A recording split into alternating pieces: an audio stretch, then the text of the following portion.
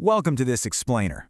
Today, we're jumping right into something absolutely fascinating. We're going to decode a chronological map that's hidden right within the biblical text of Isaiah 51. What's so remarkable about this specific chapter is how it spans from ancient history, weaves its way through the days of massive empires, and then points all the way to the end of days.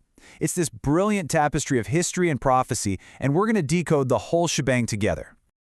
Okay, let's dive into this. Here's our agenda.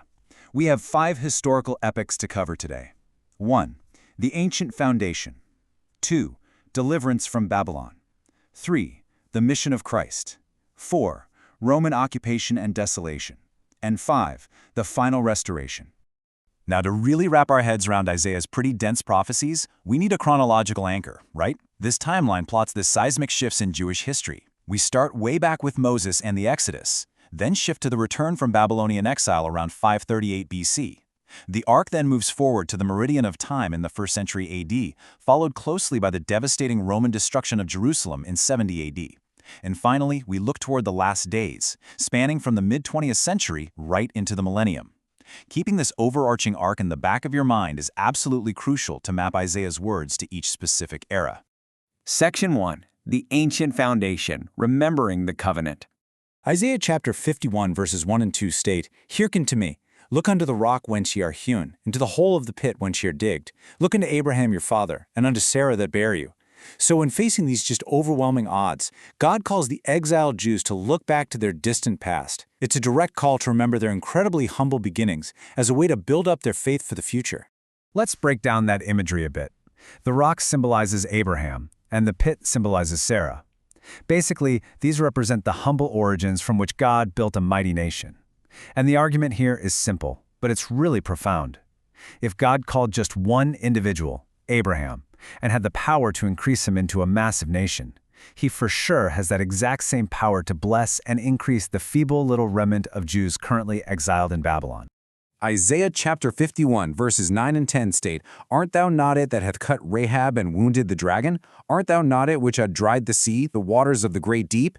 Now, in the source text, Rahab actually translates to ancient Egypt, so Isaiah is referencing the parting of the Red Sea by Moses. It stands as the ultimate historical proof of God's power of deliverance.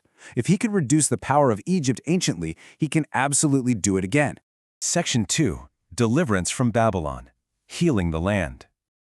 Moving forward on our timeline to 538 BC, Isaiah chapter 51 verse 3 states, "For the Lord shall comfort Zion, he will comfort all her waste places, and he will make her wilderness like Eden." To describe this post-Babylonian healing, the text uses this beautiful hyperbole, right? By promising such a profound restoration of the land, Isaiah is actually planting a prophetic seed for an even greater millennial age to come. But this brings us to a critical question. Who exactly is the oppressor? Anciently, the Jews feared their Babylonian overlords. But as we move through history, this perfectly bridges us to the approaching, terrifying specter of Rome in the 1st century. Isaiah chapter 51 verses 12 and 13 state, "Who art thou, that thou shouldest be afraid of a man that shall die? And forgettest the Lord thy Maker, that hath stretched forth the heavens." The text sharply contrasts mortal oppressors with the eternal God. Why be so afraid of a mortal, grass-like oppressor, when your Maker is the one who literally laid the foundations of the earth and parted the waves? Section 3. The Mission of Christ, the Meridian of Time. Jumping forward to roughly 30 AD, into the meridian of time, Isaiah chapter 51, verses 4 and 5 state, "For a law shall proceed from me, and I will make my judgment to rest for a light of the people. My righteousness is near, my salvation is gone forth." Our source analysis points out that the law here is actually the gospel. It brings accountability, and it rests as a light to both Jew and Gentile who are currently sitting in darkness. And this brilliantly illustrates how this light requires a deep, internal transformation. On the left, you've got the light of Christ, which enlightened our spirit back in the premortal life. And then on the right, the Holy Ghost, which transforms our mortal heart and soul in this life. The gospel must become our very nature. It creates a mighty change of heart, like we see described in Alma chapter 5. We don't just study it, we've got to live it.